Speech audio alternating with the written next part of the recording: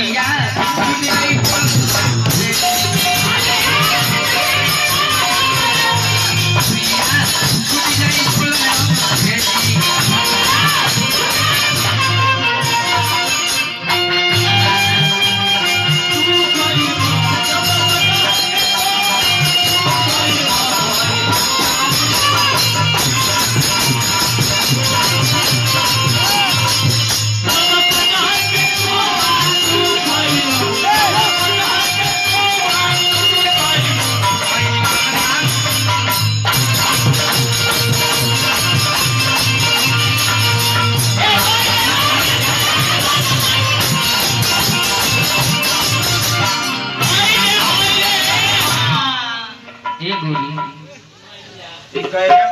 धानो काटे के टाइम हो गइल बा। हसुआ पिजाइल बा कि ना रे? माननीय हमारे गुरुजी श्रीराम कुमार जी हां बेदौली कमालपुर निवासी पुरस्कार भेजनी हार्दिक अभिनंदन माई कहां बानी यहां के बबुआ हो आवाज जहां तक रहत रहो अगर उनका कान तक तो स्टेज पर आने की कोशिश करो। हां बबुआ हो नाम बता नमो बता कुछ कौन तारकेश्वर बाबा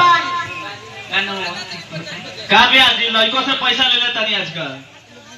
अरे नमो बताइए इनका नाम बताओ अमाउंट सीए के बता दे बोला नाम बोलो चली बहुत सारा पुरस्कार मिले हार्दिक अभिनंदन। हां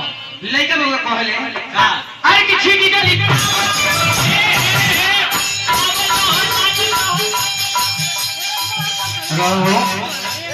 रहो तनी मुर्गी मारी मुर्गी तनी देखा के बाबू अब एकरा धार रही एकरा धार भी ना बाबू नीरज बाबू ये तनी देखा के आओ अरे की छीनी डाली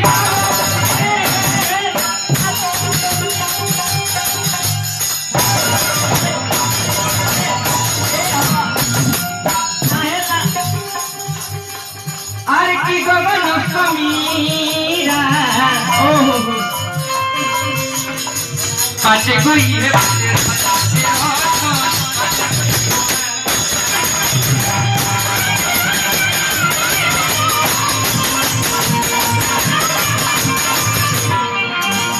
सीधी चली पागो को गगन समीरा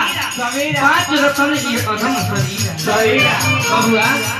अरे तने प्लेन रहे बोलती सीधी चली पागो ए चौकी टूटता ही अरे की गगन ए पाचे कोई है